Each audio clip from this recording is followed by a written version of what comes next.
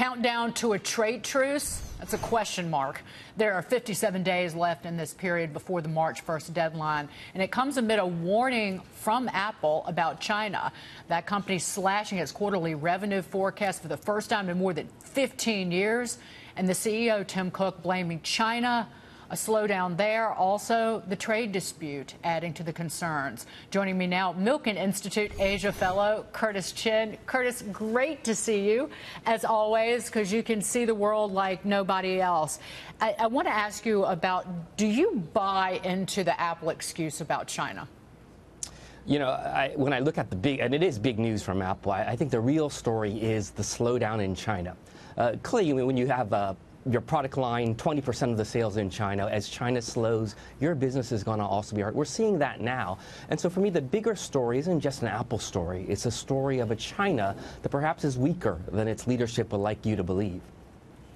In terms of the weakness there, how does our trade dispute with China play into that? Is this dispute largely responsible or only a small part of the slowdown in China?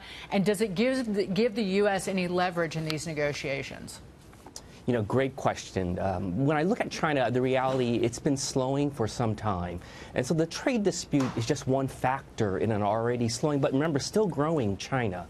And so I think, you know, I want to go back to almost something that Margaret Thatcher said way back when to President George H.W. Bush, which is, you know, Mr. President, this is not a time to go wobbly. That, you know, clearly China and the U.S. are trying to come together, great credit to both sides, and to come up with a deal. But let's make sure it isn't, again, more rhetoric, but the reality being China behaves the same. When I think about tariffs, I'm no fan of tariffs. But if tariffs lead to a fairer, a more reciprocal relationship between the United States and China, that's a terrific thing and good news for both sides. Curtis, a question.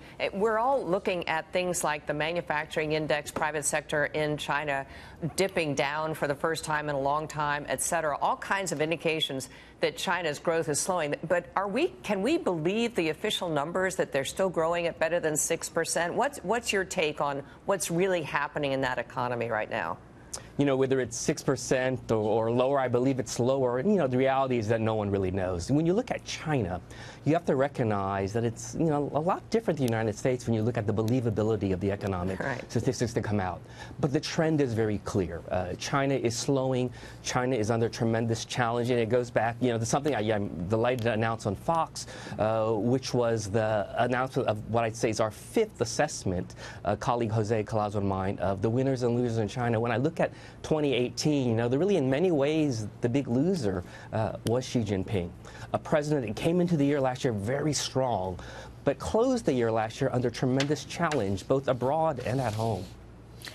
Curtis, what about, and it's something that we've even talked about off the air, what about President Trump giving the rest of Asia cover, in essence, because President Trump is willing to kind of address our relationship with China and China's position on the world stage.